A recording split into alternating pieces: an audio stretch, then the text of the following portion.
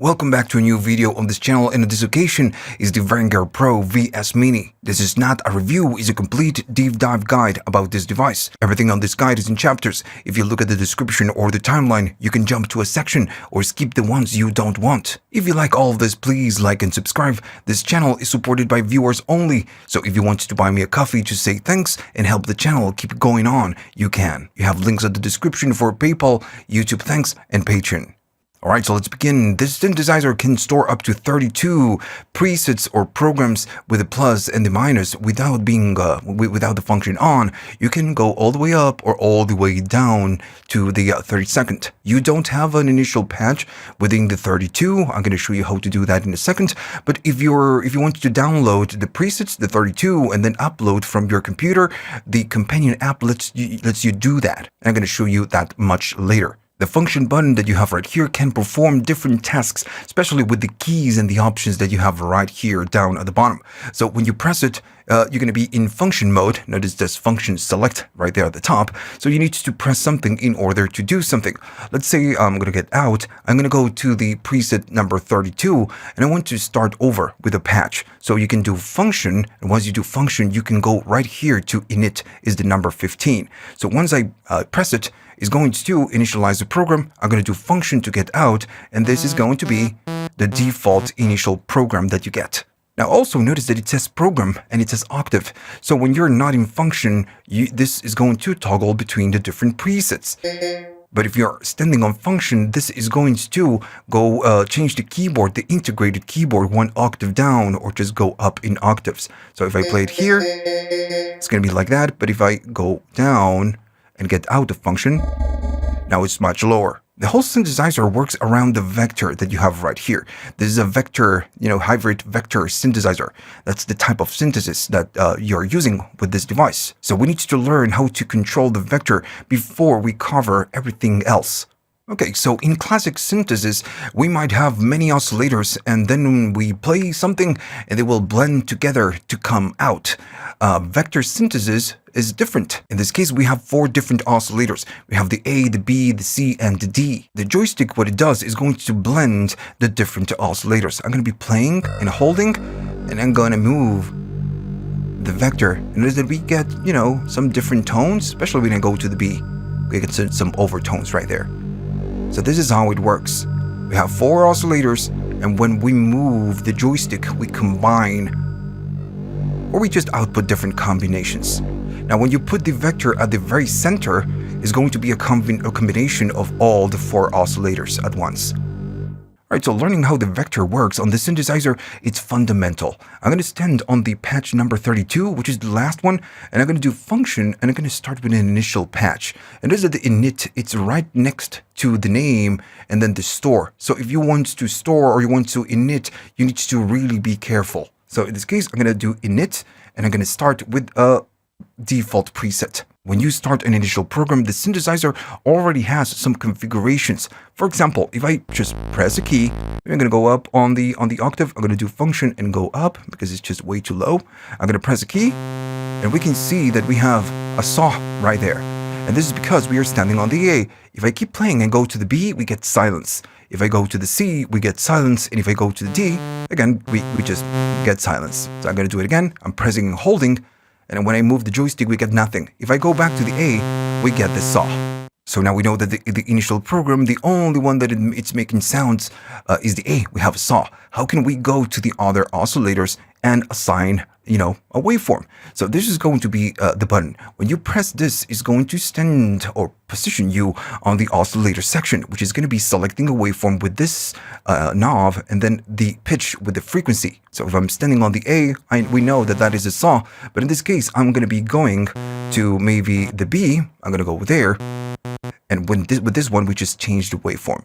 Now, when I move it, it's going to let you know the number right here at the top. Now, you have a lot of waveforms that can go to 24, 23. And right here, if you go to the manual, on the manual, you have a list of all the available waveforms that you have in order.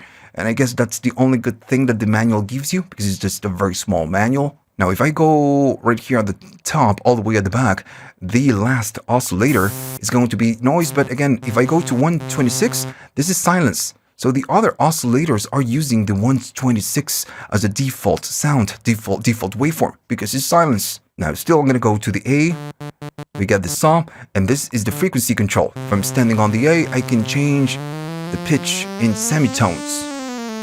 And I can go, 24 up, or I can go down to just the default. Alright, now another thing that you can do with this one is that when you're standing on the oscillators and you do function at the bottom right here, you have some options. You have the oscillator and then set. So when you tap the 11, it's going to let you change or use this knob to change the course, which is semitones. Or if you tap it again, or maybe you change it right here, it's going to say fine. So now this control, instead of doing in semitones, is going to be in cents. Now in this case, I'm just going to keep it on course. So I'm going to tap function to get out, and I'm going to get back to the oscillators.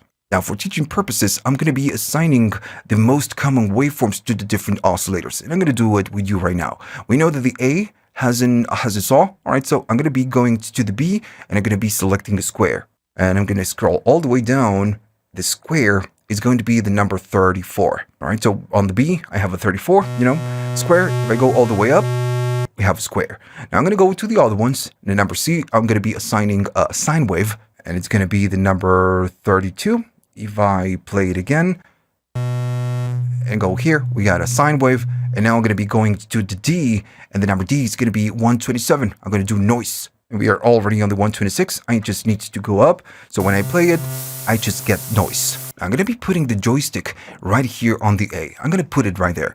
If I play something, notice that we get a combination, or we just always get that. Okay, so I'm going to be positioning the joystick on the number C. So the number C is a sine wave. We should be getting maybe something else. Well, if I play it, we get the same sound. If I go to the B and I play it, is the same sound. If I go to the D, is the same sound. Only when I'm playing and holding and manually changing this, we can hear the change or swapping, between the different oscillators.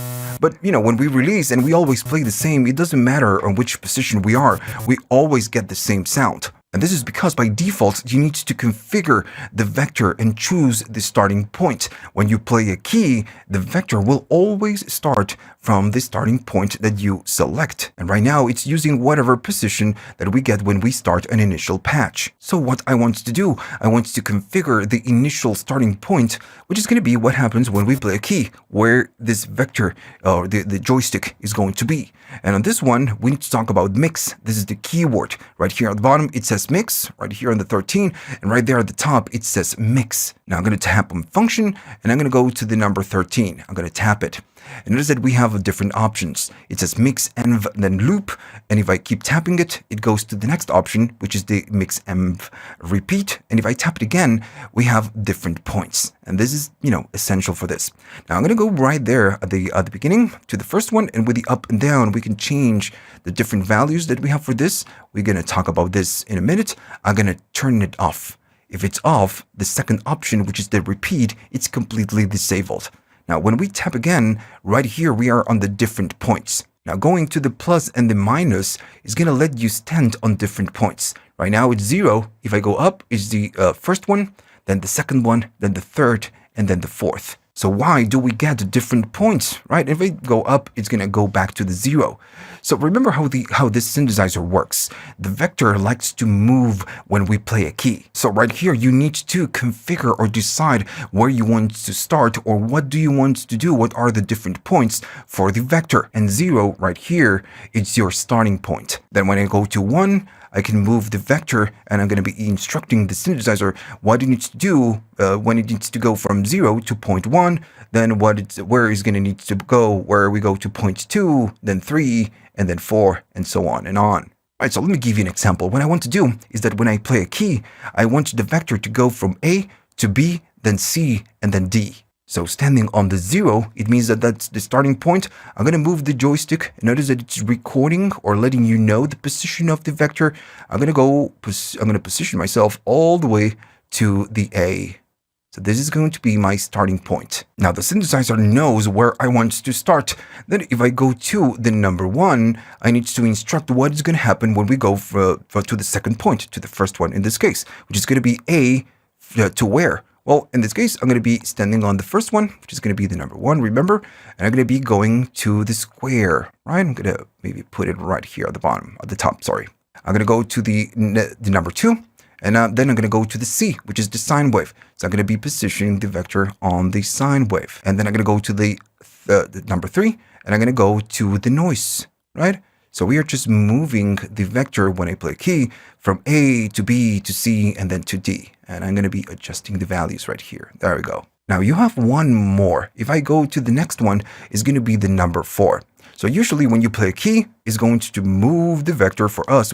It's going to do that automation, A to B to C and to D. But when I release the key, we need to instruct where the vector is going to go back. And that's going to be the point number 4. So we can choose whatever we want. Maybe I play a key, and when I release it, the vector is going to go back to the A. So I'm going to be selecting the saw, which is the initial waveform for the 4th point. And all right, so this is how it works. We just instructed the vector what to do when we play a key. Now I'm going to be going to function, and I'm going to get out of function. Now if I play a key, notice that we get that motion is starting on the saw, then going to the square, to the sine wave, and then ending on the noise. Now, this is one part of the deal, just configuring the different positions. The other one is going to be the mix. If I keep tapping right here, standing on the mix, is going to be this 4 encoders that you have at the top. And it's R1, R2, R3, and R4. So this is how long it will take the transitions. If from 0, from the saw, we are going to the square, well, how long is it going to take the vector to get from point A to point B? Notice that you do have some default values, and this is what you get from the default, the initial preset.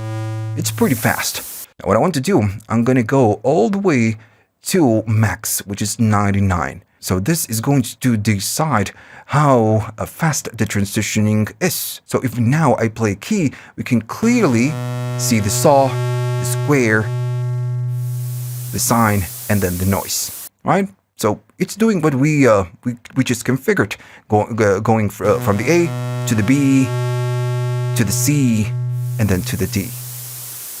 Now, when I release a key, we instructed, if you remember, that it needs to go back to the saw. That's the point number 4. Now, in this case, this is not happening because the amp has no release. And I'm going to go to the amp, and I'm going to add, a long release so we can hear it. Maybe we're going to get it. B, then C, then noise, and I'm going to release it in 3, 2, 1, and it's just slowly going to the A. And all right, so right here, it's completely up to you how fast you want to, you want the transitioning. So if I go all the way maybe to 20s or 14s, the A to the B, it's going to be really fast. Maybe the second one is going to be slow. Then the other one is going to be fast. And then the last one, it's going to be maybe super slow. All right, so this is how you control the vector.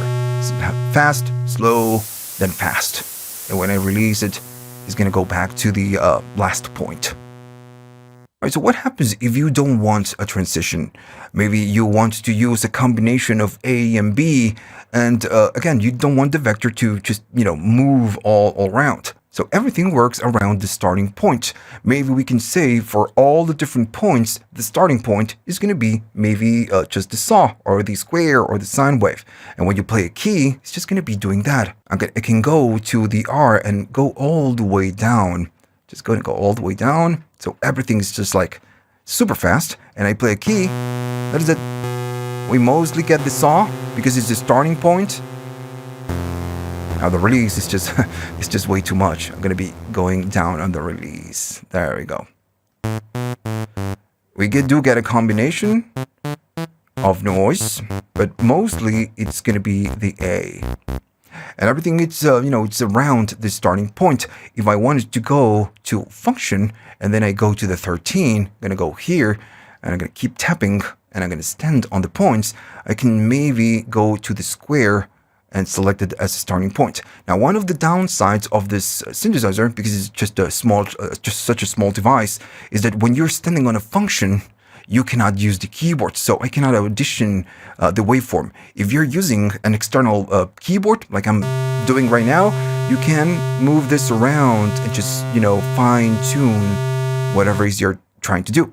Now, my 0 position is going to be the square. I'm going to tap function, and now when I play something, I'm only playing the square, because remember, everything is about the starting point. So maybe you're wondering yourself, do we get maybe a function or something like that where we can just tap away and just turn off the vector modulation or automation? No, we don't. The only thing that you can do is just go and set your starting point and go all the way down on the mix. All right, so this is how the vector works.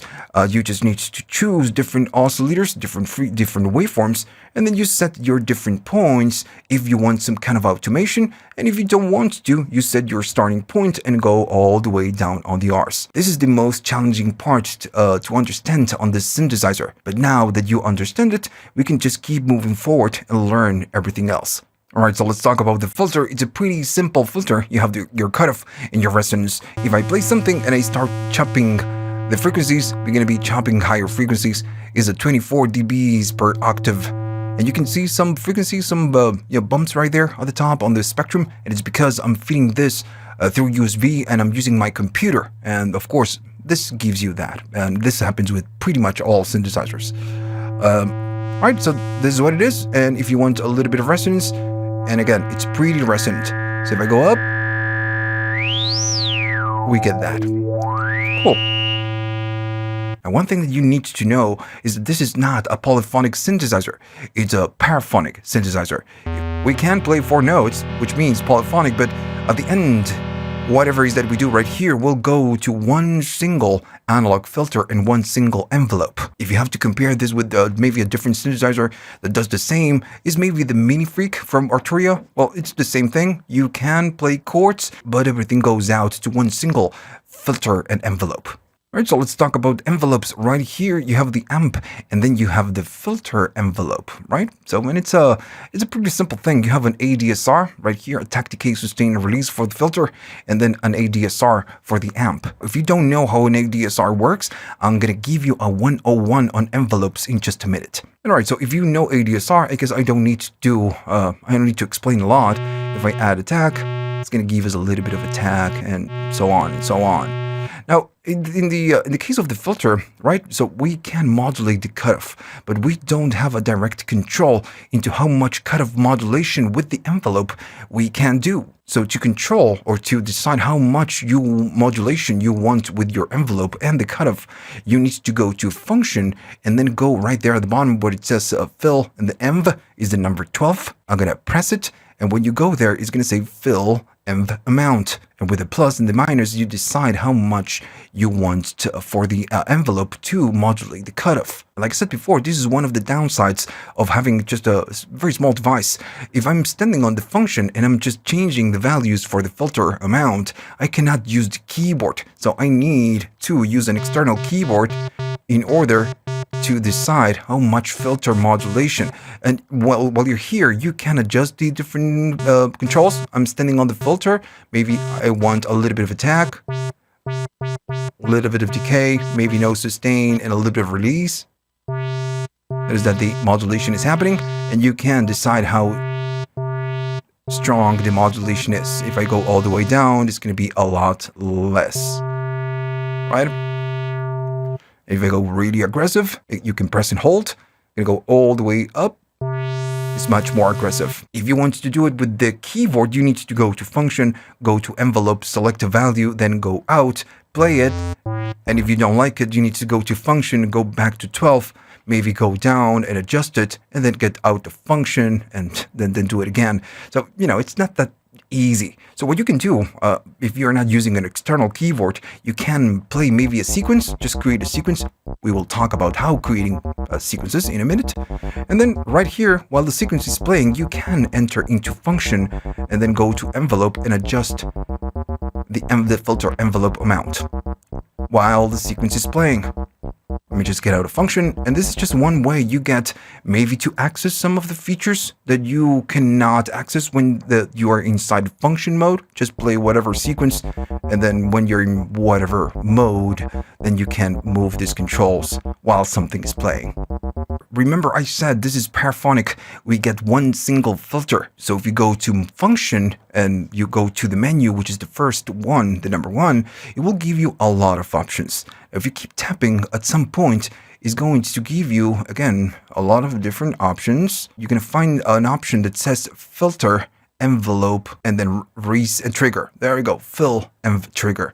By default, it's going to be in single. This means that it will trigger once. Remember, it's paraphonic. It's going to do it on legato style. So I'm going to stay on single. I'm going to show you. I'm going to get out of function. We are already in single. So if I go to maybe the amp and I do a slow attack, maybe no sustain, a little bit of release, and maybe a lot more decay. Let's see how this sounds. There you go. Okay, that's fine. I'm going to play a key, and I'm going to play another one. I'm going to play another one, and I'm going to play another one. What's going on? The envelope triggers, but when I play new keys, the envelope, it's not re-triggering. So it doesn't matter what I do, because I'm holding a key. The envelope will never re-trigger. If we go to the other mode, function, and then menu, and go to the filter envelope trigger, I'm going to be changing it to multi. Or multi. If I go out of function now, every time I play a key, it will re-trigger the envelope. And this just doesn't matter, I'm holding it. It will always re-trigger the envelope. So this is just a different way that you get to work with your envelopes, because again, it's a paraphonic, not a polyphonic synthesizer. Right, so now I'm going to give you a 101 on envelopes, because maybe this is your first synthesizer and maybe you don't know. So I'm going to give you a 101 and then you can move forward. If you already know how an ADSR works, I'm not going to teach you anything new. You already know how it works. You can move forward to the next section. Now I'm going to go to the amp. I'm going to stand on the amp and I'm going to go all the way up on the cutoff, and then I'm going to go all the way down on the resonance. Now on the amp, I'm going to be going all the way down on the knobs, so you're going to see the attack, decay, sustain, and release all at 0. Now if I play a key, notice that we get nothing. We just get a tiny little click. And it's because all the different controls, the attack, decay, sustain, and release, are all the way down. In the case of the amp decides how the volume of the synthesizer goes out. So if everything is at 0, it's super short. Nothing comes out because it's controlling the volume that comes out. Now the attack and the decay are time-based controls. The sustain is a level and the release is a time-based control. Now the attack is going to decide how long it will take when I play a key to go from full silence to full amplitude. If I maybe do nothing, of course we get nothing. If I do a slow attack, I'm gonna go maybe to 70, I'm gonna be playing a key, volume is gonna go out, up, and at some point it's going to die, but that's normal. So the attack decide how slow it will ramp up the volume. And if it goes super slow, all the way up to 99, it's gonna be super slow. And at some point, it reaches maximum point, maximum amplitude, and it will die. And in this case, it's just taking a long time, and there we go. I'm still holding the key, but it dies. Now, this is what the attack does. Now, of course, since I'm still holding the key, the sound dies abruptly. So how it's going to die, it's going to be the decay. If I do a little bit of decay, instead of dying really fast, it's going to kind of ramp down. See, it's just a little bit slower now. I'm going to go up, goes up, and then goes to the decay, and it slowly dies. Attack, and then decay. And this is how it works. Now then you have the sustain. Notice I'm still holding this key. The sustain is going to decide where it's going to stay if you're holding a key. So right now, I have no sustain. I'm holding the key, but the sound goes all the way down to 0. If I want some release, I'm going to be going up on the sustain. And now when I play a key, it's going to the attack, it's going to decay. But instead of going all the way down, since I'm sustaining, I'm playing, I'm holding the key, the sound sustains at some point. If I go lower, maybe to the 30s, it's going to the attack, then decays, and then sustains at some point. And if I go really down, maybe 17, something like that, And I go slower on the attack. Slowly goes up, slowly goes down to the decay stage, and then it's going to sustain at lower levels. Now, when I release the key, I'm going to release it in 3, 2, 1. The sound dies really abruptly. And this is going to be the release. Now, the release is just like the A and the D, the attack and the decay, is a time-based knob. It's going to be how long it's going to take for whatever to happen. And the release, it's what happens when I release a key. Right now, when I press it, and it goes all through all the stages, attack, decay, and sustain, it's just staying right there. I'm going to release it, and it dies really fast. I'm going to go up on the release, and now, instead of dying super fast, it's going to take some time. I'm going to go up, attack, then decay, and see sustaining. I'm going to release in 3, 2, 1, and now it just, it smoothly dies. I'm going to go up on the sustain, and maybe I'm going to be going faster attack, faster release, and I'm going to go up on the release. I'm going to play it, goes up, then decays, then goes to the sustain. I'm going to release it in 3, 2, 1. And it is that now it's much slower. It's taking a lot more time to die. Now, whatever you do on the ADSR will affect the final sound. If I'm creating maybe a bass patch, maybe doing something like this, these values will not work for you. Maybe you will need a faster attack, faster decay, maybe less or more sustain, and maybe no release. And now, right, we get it. If I'm playing some keys, maybe I'm going to be going no sustain, but I'm going to be going up on the release. So now we have a tail. Maybe I'm going to go up on the decay. Now we have some synth keys.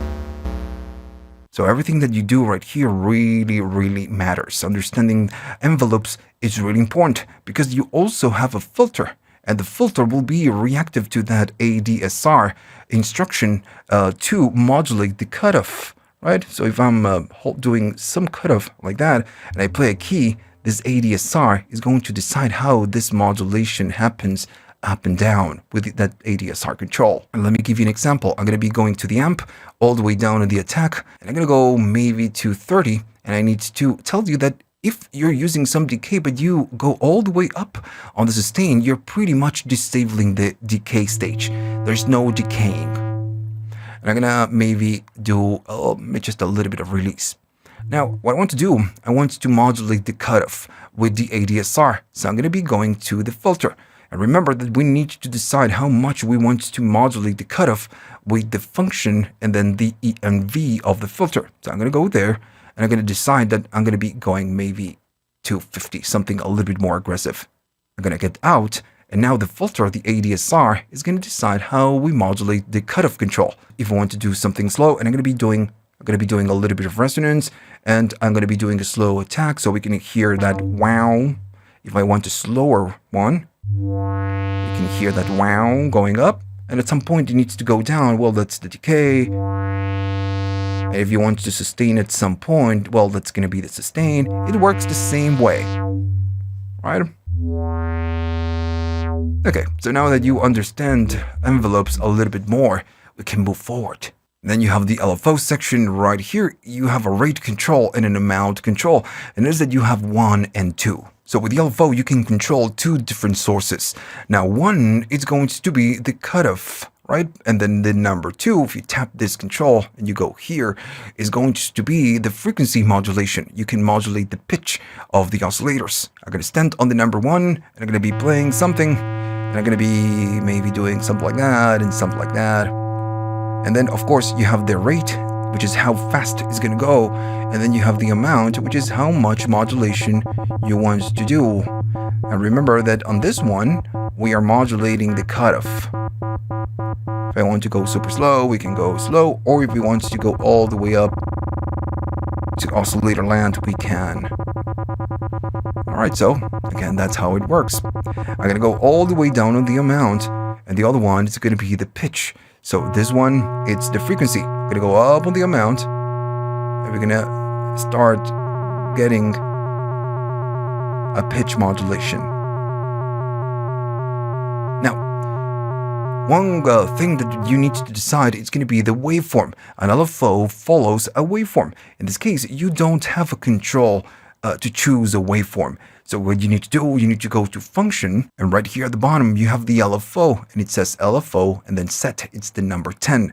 So if you tap on that one, and you're standing on the number 2, you can select the the waveform that is going to be used by the LFO.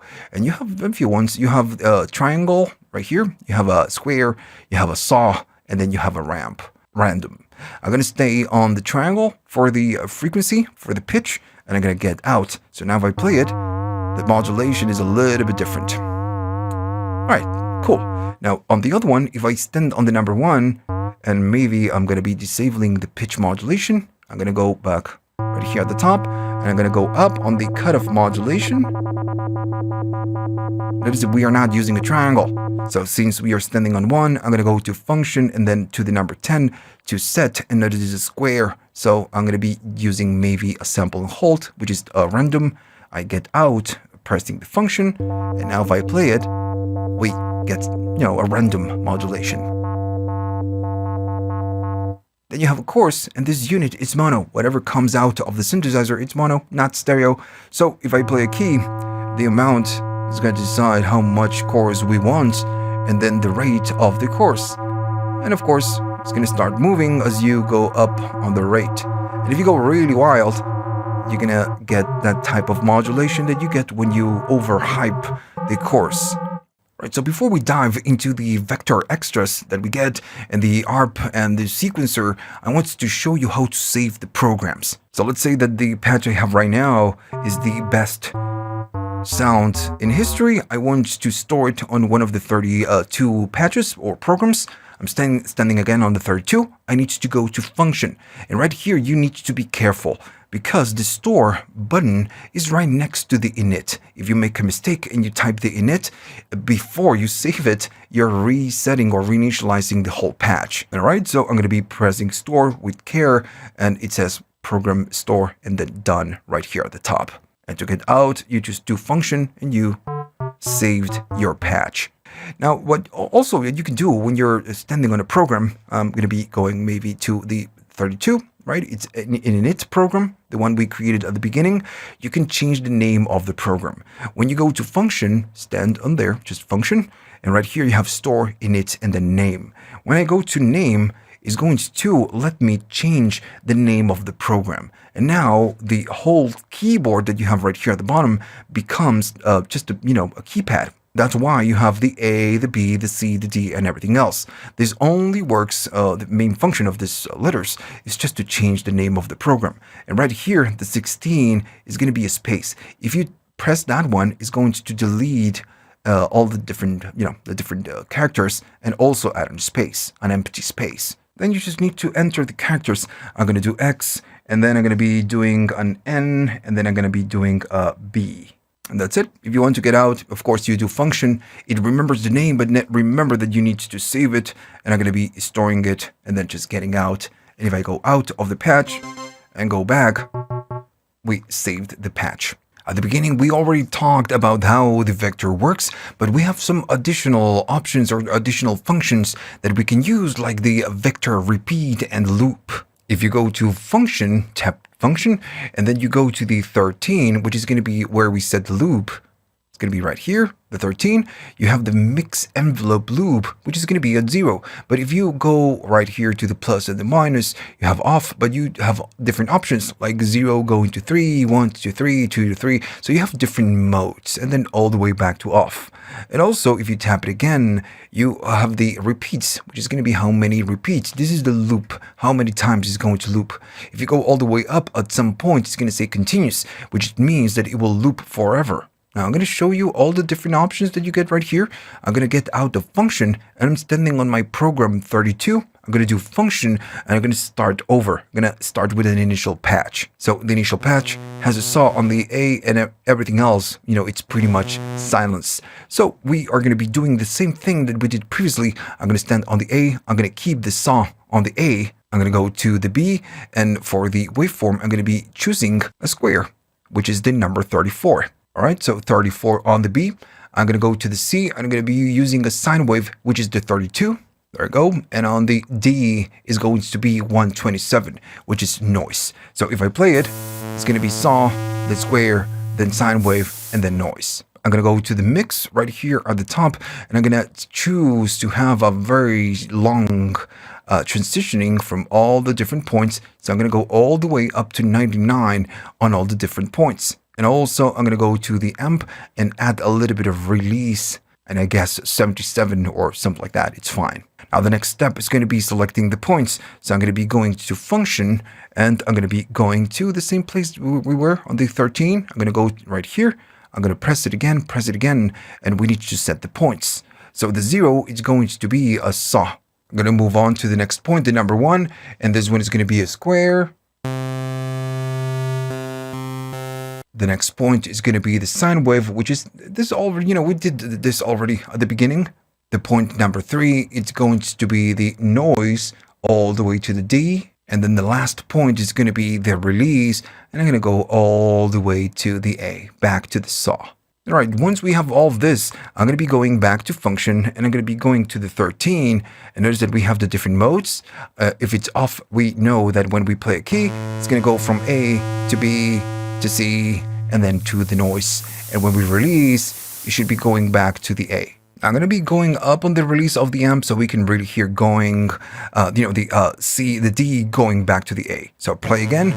It's going to be saw, then square, then sine wave, then noise, and then release, and it's going to go back to the A.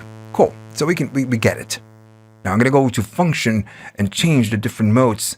I'm going to go here and then go to the 0 to 3. And I'm going to make sure that on the repeats, we don't have a lot of repeats. I'm just going to be using one single repeat. And I'm just going to get out. So now what's going to happen, since the mode, the mix envelope is going to be 0 to 3, it means that it's going to start from A to B to C to D. And then since it's repeating from 0 to 3, it's going to do it again. It's going to go to A to B to C and then to D. And then finally it's going to release to the A. Let's do it on 3, 2, 1. Going to B to C to D, and then starts over on the A, then goes to B, C, D, and now it's staying right there. I'm going to release it in 3, 2, 1, and then and only then goes back to the A. So that's what the loop, the mix envelope does. It's going to loop whatever points. Now if I go to function and then go back to the 13, we have the 0 to 3. The next one is going to be the 1 to 3. And right here is the same idea. The only difference is that it will start on a different point. On 0 to 3, it is starting on the A, which is the first one, right? The starting point. But on this one, when it loops, it's going to start from the B instead of starting from the A. Let's put it to a test. I'm going to do A, then B, then C, then go to the D, and now goes back to the B, then C, and then D, and finally is going to release back to the A. What are the other options? I'm going to do function and then 13, and then we have the same idea, which is going to be 2 to 3. Instead of starting on the B, it's going to start on the C, go to the D, and then release to the A. So it's A, B, then C, then D, and now goes back to the C, and then back to the D. And finally, it's going to release back to the A. If I go to function and check the other ones, well, the next ones are going to be a little bit different. It's 0, and then it's going to the left, and then 3, and then going to the right. So this is like a forwards and reverse type of deal. If I play now, if I choose this one, 0 to 3, it will do pretty much the same, but then it's going to go backwards. And it's going to go A, B, C, D, and when it needs to loop, instead of starting again on the A, it's going to go to D, C, B, and then A, and then go back to the D. Let's put it to a test. It's A, then B, then C, D, and now it's going to go back to C, sine wave, then back to the square, back to A, and then it's going to go back to the B, to the C, D, and then and only then, when I release it, is going to release to the A. Now, if I go to function and then go to the 13, the other options are completely the same. So if I go up, it's going to say 1, 2, 3, which means that when it goes back and forth, it's going to start in the B. And if I go to the next one, it's the 2 and then 3. So it should be starting on the C and then going to D. Now, right here, I have a tiny little problem. This is what, it should happen, but it's not going to happen. I'm going to be going to the 1 and the 3. And I'm just going to show you. I'm going to play it. It's A, then B, then C, then D, and now we need to goes back to C, then B, and then A, and then B, now C, and then D, and release to the A. So it's doing the same thing than the 0 to 3. And why? Because we are using 1 to 3. And if I go to the 2 and the 3, it's going to do exactly the same. So why it's doing the same or why it's not working the way, it's supposed to? Well, I guess this is a bug with the latest firmware update. Or maybe I'm just doing something wrong. I'm just not quite getting. Either way, it should be looping in that fashion. Maybe at the time I released this video, it's fixed, or there's more information at least. And I looked it up on the web, and some users are just complaining about the same issue. So I guess it's a bug. And I guess at this point, if I go back to maybe I'm gonna go to 0 to 3, maybe I'm gonna go to 2 and 3, so it's going to be looping from C and D, and I'm going to be going to the repeat. Right here, we need to decide how many times that repetition is going to happen. You can go up to 7, or if you go to continuous, it's going to be, doing the same thing over and over. So if I press it, it's going to go through the whole cycle, A, B, C, then D. And now remember, it's looping C and the D, and as I keep holding, it will just loop the same C and D. And when I release it, then and only then, it's going to go back to the A. Right, now it's time to talk about the arpeggiator and the sequencer. Now, they are pretty basic. This is not a KeyStep Pro. So if you want a sequencer or an ARP, maybe you just need to get that and use it with this. Alright, so I'm going to go to the preset number 24, the one that you get from factory. I guess this could be a nice ARP. To get the ARP going, first you need to select the mode. So you need to go to function, and once you go to function on the menu, the first option is going to be what mode you're going to be using. Right now it's standing on sequence. I want to use an ARP, so I'm going to go to the ARP, and I'm going to press function to exit. Once it's on, you're standing on the ARP. If you play something, it's not going to do the arpeggiator. You need to press play. Once you press play, it's going to start, kind of a playing, right? And now, you can do that arpeggiator. And that's how it works. Now, right here at the top, you have the tempo. If I go down, it's going to go slower. And I go up, it's going to go faster. Now, one thing that maybe could be nice to get is that when you move the tempo, maybe it should be showing right here the BPMs, regardless of the mode you're standing, right? Because it's a little bit hard to know how fast or slow you're going. Just go by ear. Now, for the arpeggiator and the sequencer as well, you have a couple more options. If you go to function, and you have it right here, you have the scale and the swing.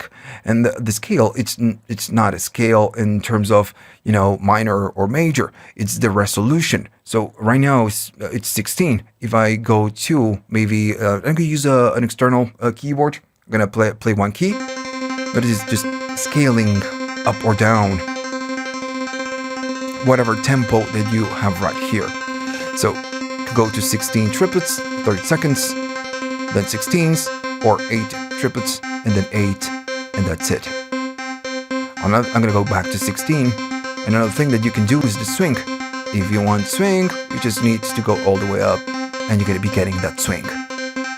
So just pretty standard controls that you get on most sequencers and arpeggiators. Still standing on function, when you go to the ARP right there, it lets you select between different modes, up and down, up, or just down, and up and down. You don't have a lot of options, just 3, up, down, and up and down. And I guess, I don't need to show you. I'm going to be just playing a chord. This is going to be up and down. If you go to up is up, and then down is going to be down. Right, so I'm gonna get out of function, but I'm gonna keep this one active, right? So right now it's playing, so whatever I do is gonna do it. So if I go to function, you have the sync options, which is the number 2, and this will be the sync source. And then if we press it again, we go there. It's going to be the sync type, which is going to be 24, and then so on and so on. So notice that nothing happens when I change it. And if I go to the sync source, I try to change it and nothing happens. And it's because you're playing it back. I need to get out of this mode in order to change the sync. So you can use internal, which is the tempo, the integrated tempo, then MIDI or USB or just trigger. And if you're using trigger or anything else, when you type it, press it again, you can select your different PPQs just to sync it to whatever it is that you want. But remember that if it's not going, it's because you're standing on playing. This needs to be stopped. Let's talk about the sequencer. And just like the ARP is a very simple sequencer, you have only 16 steps. To enter into the sequence mode, you need to go to function, just like we did before. And when you go to 1, you need to set your mode. You're standing on ARP, we just need to stand on sequence, and then you just press function to get out. To start the sequence, you just need to do play, and it will play whatever sequence that you have loaded. Now the question is, how to load different sequences. All right.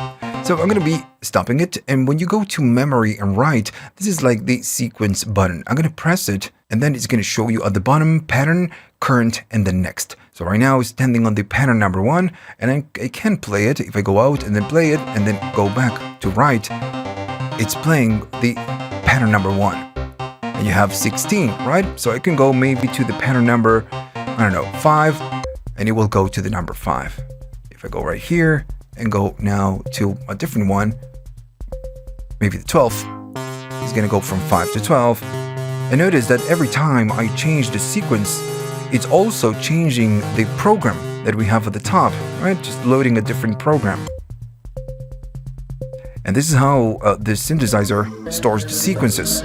When you store a new sequence, you create a new one and you store it, it's going to remember the program number that you were using, and then, it's going to store the sequence with that. Now, this is something that you can change. It's something that they added on the new firmware or the latest firmware update at this point. If you go to function and then you go to the menu and then just keep tapping, you need to find the one that says pattern program link, that it is on. This is how it works by default. You play a sequence and it will load whatever program you stored on that one. But if you turn this off, now you can go to maybe a pattern, just maybe play it. And if I change it, it's going to go to a different pattern without changing the program, right? Just playing a different pattern without changing the program. Still, on the other mode, if you're playing a pattern, you can change manually the program with the plus and the minus. So, you have a couple of choices right here. Now, let's record a pattern. Right now, we do have something. And I guess I'm loading the pattern number 13. I'm going to go to the 16, and I'm going to be playing it. Now, I don't want this pattern. I want to delete it. You need to go to function, and then at the bottom, you have the sequencer options. Clear all. The number 7 will clear the whole sequence. So now if I play it, we have absolutely nothing. If you want the metronome, you can do function and then tap metronome. Right now it's off. I'm going to be turning this on. I'm going to go right here and turn it on. And when you play it, it's going to give you the metronome. Right, now on this device, on the sequencer, you have 2 ways of recording sequences. And to choose the 2 modes that you get on function, when you go to the sequencer, you can see the number 6, which is going to be the set. And right now, it's standing on step and fixed. So it means that whatever we play is going to chop it into the 16 different steps that you get right here at the bottom. If I'm playing a note and just holding it, it's going to chop it into the different steps. I'm going to stay on fixed for now, and I'm going to be recording whatever sequence. So when you press rec, this is going to blink pretty much. As soon as you start playing, it's going to start recording the sequence. For example,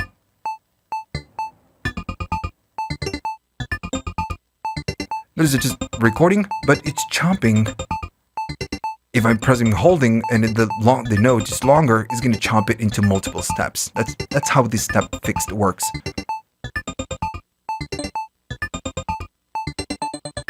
There we go. Now, again, to stop it, press the play. And if you want to erase whatever it is that you did, you just go to clear steps. But you do have a different function, which is going to be like the playback erase. This is what we know as playback erase. When you're holding function right here, you can tap the clear and it will delete the different steps while it's playing back. So if I press whatever, when I press it, it's just deleting the different steps. Now, you cannot hold it and erase the whole sequence. That doesn't do anything. So when it's, let's just record something. At this point, you have nothing. Right, we have something.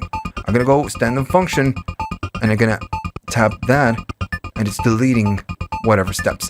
Maybe it's gonna help if you go slower, and whenever you hit a step, then you press the rec, and it's gonna just erase that step. Now I'm going to go to function and clear all, going to clear everything. And the mode, the set, which is the step fixed, at times is a little bit uncontrollable because it's going to chop everything on steps. So if you hold a key a little bit more, it's just going to, it's going to chop it. So you have the other mode, which is the record mode. And this one is just, whatever it is that you play is going to record it. Still, it's going to quantize. So I'm going to be doing, I'm going to change it to that. I'm going to do clear. And when you start playing, it's going to start recording. And there you go. Now you can, if you wanted to, while it's playing, you can record on top. Right. Now one thing that you need to remember is that when you clear the steps, it's going to go back to step fixed. And I'm going to show it right now. I'm going to stop the playback. I'm going to do function. I'm going to clear all just to start over because maybe I just want to start over. But now if I go to the set, it's back again to the step fix. All right, so I'm standing on the pattern number 16. I'm going to go here. We can see that this one is the one that we have loaded. I'm going to be playing. We have nothing. I'm going to be recording something. So we have something like that. That's fine. So now what I want to do, I want to store my sequence. You need to go to function and then write. And then you need to select the pattern where you want to save it. If I'm standing on the 16, well, you can still tap the 16 and it's gonna save it. So if I play back, we just get it. And if I go maybe to load a different pattern and play back and go back to 16, we still get it. Cool. Now, when you do function and then write, you can store it to maybe a different slot. I'm going to be choosing the number 1. And then if I play it back, we get it. And if I go to load program, maybe I'm going to be doing function and then just loading the number 1, the pattern number 1. And if I play it back, we have the same pattern. Just to confirm it.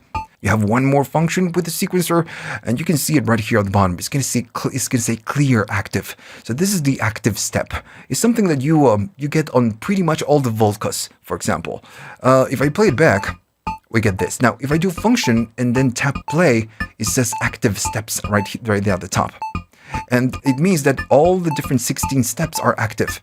Now, what you can do, you can just press right here, and it's going to disable all the steps. So let's say that I'm going to be turning them all off. And the only thing I'm going to be doing is the 1, the 2, and the last step. So when we go back to the sequence, notice that we are getting a 3-step sequence. We are just toggling the steps off. Now you can always go back to function and then the active step and then enable them back on, and you don't lose the sequence. Another thing that you can do, and for now it's going to be maybe just turning most of them off. If I get out of this mode by pressing play, you can do function and then say clear active. So this is going to enable all the steps back to on. It's just going to go back to default. All right. And okay, so last but not least, you have the menu options. If you go to function and then you go to the first one, you have a few more options. So the mode set is what we've been using for the sequencer and the ARP. If I keep tapping away, you have the oscillator engine, and you have different options. You have the default, I guess, is going to be the vintage. Then you have modern, and then modern bright. So the vintage really sounds, I want to say vintage, it sounds more lo-fi. It really sounds lo-fi. It's using like a bit reduction effects on the output, pretty much. So the waveforms are really affected by this mode. Now the next one is just modern. It's just a bit more hi-fi, and the other one is the same as modern but brighter. Now if I keep tapping, the next one is going to be a master tune. You get a master tune, of course. And then you have the filter envelope trigger. We already talked about this. Then you have the pattern program link. We already talked about this. And then you have your, default MIDI options that you get on any synthesizer, like, TX, DRX. You have the velocity right here, then CCs. And if you're using maybe a plugin just to a VST to control this through CCs, you need to have the CCs on. And again, you can export and import. And since we are talking about that, let's talk about the companion app. Last but not least, you get the companion app. You need to go to Behringer, to the product description, and you get the software. And this is something that you use to update the firmware as well. And this is something that you will need to do when you get it from factory. The current version is 1.12, but the most important part right here is that you can receive and send. Why? Because, well, you can only store up to 32 different programs. And since this can do a lot, maybe 32 programs, it's not enough. So with this one, you can receive the active presets that you have loaded, or you can receive all the presets and then store them on your computer. And the same thing happens to patterns. You can receive patterns from your device to your computer. And the other thing is going to be sending. If you click right here, maybe you have a preset, which is going to be the active preset. You just click it. It's going to open the folder where you have the preset, and it's going to be loading it right here. And if you have maybe a bank, like all the presets, you can import all the presets and patterns at once. So this is right now the only way you get to store and upload presets or programs or patterns to your device. And okay, so that's pretty much it. Now remember, if you liked all of this, please like and subscribe. This channel is supported by viewers only. If you want to buy me a coffee, just say thanks and help the channel keep going on. You can. You have links at the description for PayPal, YouTube thanks, and Patreon.